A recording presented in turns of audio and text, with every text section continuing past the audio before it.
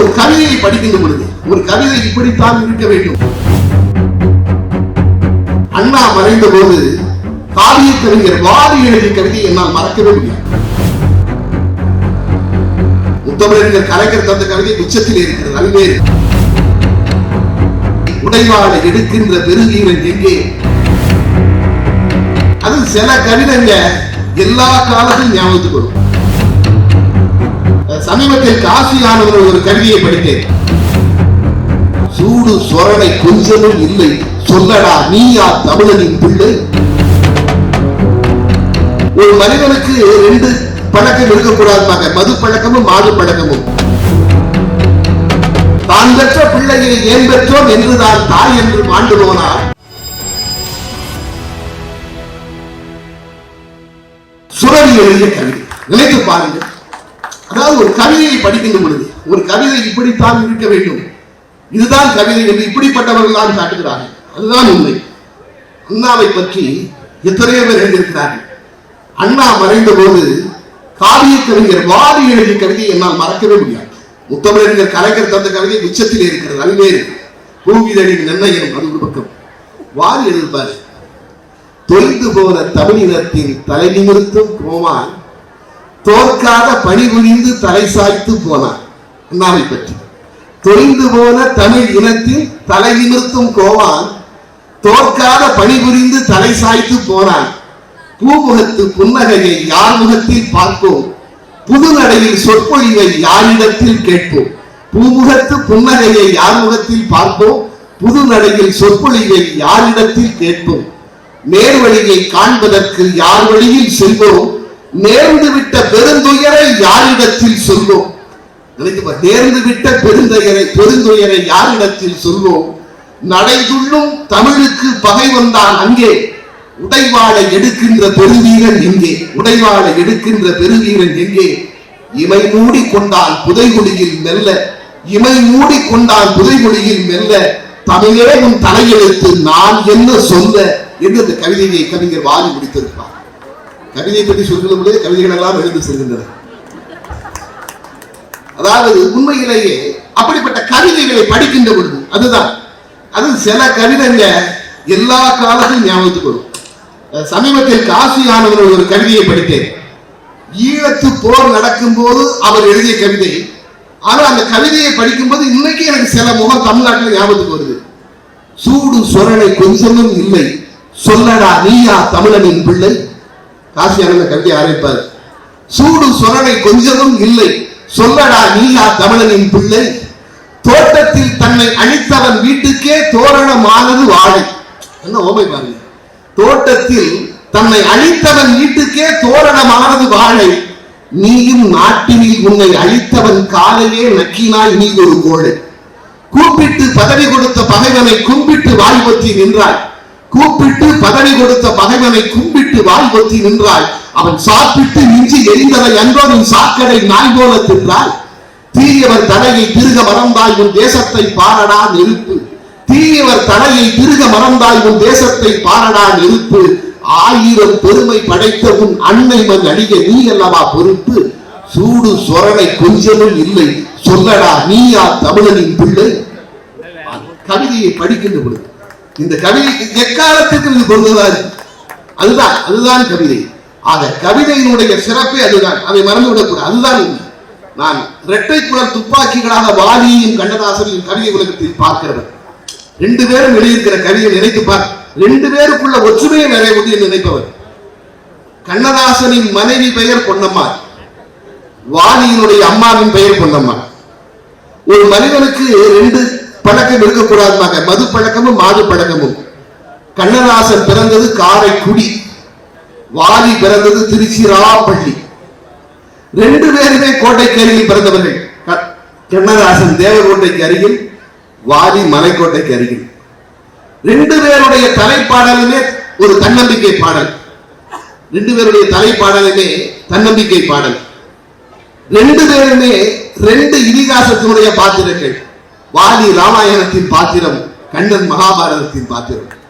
வாலியினுடைய பாடல்கள் புறநானூறாக இருக்கும், கண்ணதாசனுடைய பாடல்கள் அகநானூறாக இருக்கும். இது ரெண்டு பேருக்குள்ள ஒன்றுமை பார்த்திருக்கிறேன். பல கவிதைகளையும் நிறைய பார்க்கலாம். பெருந்தலைவர் காமராஜரை பற்றி கண்ணதாசன் பாடுவார். தங்கமே, தென்பொதிகை சாரலே, தன்னிலவே, சிங்கமே என்று அழைத்து சீராட்டும் தாய் தவிர சொந்தம் ஒன்று ஏதும் இல்லை. துணை இருக்க மங்கை இல்லை, தூயமணி மண்டபங்கள் தோட்டங்கள் ஏதும் இல்லை. ஆண்டி கையில் ஓடி இருக்கும் அதுவும் உனக்கு இல்லையே. கண்ணதாசன். அதே கவியரங்கம் வாரி பாடுவார். சாஸ்திரி வரவும் இந்திரா வரவும் சந்தர்ப்பம் தந்தவன். காமராஜரை பற்றி சாஸ்திரி வரவும் இந்திரா வரவும் சந்தர்ப்பம் தந்தவன் ஒரு மேஸ்திரி போல மெல்ல ஒதுங்கி பாரத நாட்டை பார்வையிட்டான். நாஸ்திகர் கூட நயந்து போற்றும் நல்ல மானுடன், நாணயம் மிக்கவன். ஆஸ்திகள் எதுவும் அவனிடம் இல்லை, தன் அஸ்தியை மட்டுமே வைத்து போனான். ஆண்டி கையில் ஓடி இருக்கும் அதுவும் உனக்கு இல்லையே. ஆஸ்திகள் எதுவும் அவனிடம் இல்லை, தன் அஸ்தியை மட்டுமே வைத்து போனான். ஆக எப்படிப்பட்ட அதுதான் இதுதான் கவிதை என்று நினைக்கிறவன். அது மட்டும் இல்லங்க, ரெண்டு பேருமே அவர் சொல்வார்கள் தான் பெற்ற, கண்ணதாசன் சொல்லுவார், ரெண்டு பேருமே தமிழ் தான் சொந்தம் என்று சொல்வார்கள். தான் பெற்ற பிள்ளையை ஏன் பெற்றோம் என்றுதான் தாய் என்று மாண்டு போனார். கண்ணதாசன் சொல்லுவார், தான் பெற்ற பிள்ளையை ஏன் பெற்றோம் என்றுதான் தாய் என்று மாண்டு போனார். தந்தையும் இப்பிள்ளை உருப்படாது என்றுதான் தனவிலே என்று போனார். கண்ணதாசனே உருப்பட மாட்டார் அவர் அப்பா நினைச்சாராம். அப்ப நம்மளெல்லாம் எங்க கூட்டி சேர்க்கணும் தெரியல. தான் பெற்ற பிள்ளையை ஏன் பெற்றோம் என்றுதான் தாய் என்று மாண்டு போனாள். தந்தையும் இப்பிள்ளை உருப்படாது என்றுதான் தனவிலே வென்று போனான். ஊன் பெற்ற யானுமே உயிர் கொள்ள வைத்தவன் உயரத்தில் ஒளிந்து கொண்டான். உதிரத்தில் என்றென்றும் தமிழன்னை மட்டுமே உறவாக வந்து நின்றான். தமிழ்தான் என்றான் சொன்னார். அதைத்தான் வாரி சொன்னார். தாய்க்குள் இருந்து புறப்பட்டேன், தரை தவழ்ந்தேன். தாய் தந்தையர் நோய்க்குள் விழுந்து போனார்கள். நொடித்து போய் நானிலத்தார் வாய்க்குள் இருந்து புறப்பட்டேன். நான் வருந்துங்கால் இந்த நாய்க்குள் புகுந்து நலம் செய்தால் நான் வணங்கும் கந்தவேளே என்று வாரி பாடுவார். அதை ரெண்டு பேருடைய நிறைய பாடல்கள். கண்ணீரை பற்றி ஒரு கவியரங்கம், அதாவது நடிகர் திலகம் சிவாஜி கணேசனுடைய பிறந்த நாள். அந்த பிறந்த நாளுக்கு காமு ஷெரீப் தலைமையிலே கவியரங்கம். கண்ணதாசனுக்கு தலைப்பு அழுகை, நவரசங்கள் தலைப்பு. அதில் கண்ணதாசனுக்கு கொடுத்திருந்த தலைப்பு அழுகை. அதுல கண்ணதாசன் பாடிய பாடல்களை நினைத்து பார்த்தால் அவ்வளவு அவரை பாடுவாரு. காமு ஷெரீப் தான தலைமை. ஆனால் கண்ணதாசன் எப்படி ஆரம்பிக்கிறாரு? தொழுகையில் தொடங்கி அந்த தொடர்ச்சியின் ரசத்தில் ஒன்றால் அழுகையை பற்றி பாட அழைத்தனர் என்னை. நன்றாய் அழுதவன் ஆதலாலே எனக்கு அனுபவம் அதிகம். இங்கே அழுகையை பற்றி பாடும் அருகதை எனக்கே உண்டு. அழுகையை பற்றி பாடும் அருகதை எனக்கே உண்டு. பிறப்பிலும் அழுதே, வந்து பிறந்தவின் அழுதே, வாழ்க்கை சிறப்பிலும் அழுதே, ஒன்றி சேர்ந்தவர் சிலரால் சுற்று மறைப்பிலும் அழுதே, ஊரார் இறப்பிலே அழுவதெல்லாம் இதுவரை நான் அழுதுவிட்டேன். ஊரார் இறப்பிலே அழுவதெல்லாம் இதுவரை நான் அழுதுவிட்டேன். அடுத்த வரி சொல்றான் பாருங்க, அழுவதை ஊரார் கண்டு ஆறுதல் சொல்வார் என்று விழிகளில் கண்ணீர் வைத்தால் வியத்தகு இறைவன். அடுத்தவங்க ஆறுதல் சொல்லுக்காதான் கண்ணீரை கொண்டு போய் முகத்தில் எல்லாரும் தெரிகிற மாதிரி கண்ணில் வச்சானா இறைவன். அழுவதை ஊரார் கண்டு ஆறுதல் சொல்வார் என்று விழிகளில் கண்ணீர் வைத்தான் வியத்தகு இறைவன். நானோ மொழிகளில் அழுகின்றேன், வாய் மூச்சில் அழுகின்றேன், என் விழிகளின் கண்ணீர் காய்ந்து விட்டது என்பதாலே. சீசரை பெற்றதாயும் சிறப்புற பெற்றாள், நாசரை பெற்றதாயும் நரம்பர பெற்றாள், காமராசரை பெற்றதாயும் நாட்டிற்கே பெற்றாள், என்னை ஆசையாய் பெற்றதாயோ அழுவதற்கென்றே பெற்றாள்.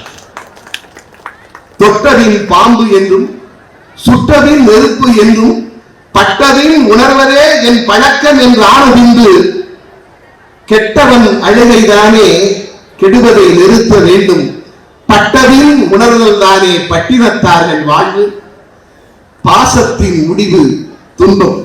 சொல்றாம பாசத்தின் முடிவு துன்பம், பயந்தவன் முடிவு ஈனம், மோசத்தின் முடிவு தோல்வி, முயற்சியின் முடிவு வெற்றி, நாசத்தின் முடிவு நன்மை, நரகத்தின் முடிவு சொர்க்கம், ஆசையின் முடிவு ஏக்கம், அழுகையின் முடிவே ஞானம். அழுகையின் முடிவே ஞானம்.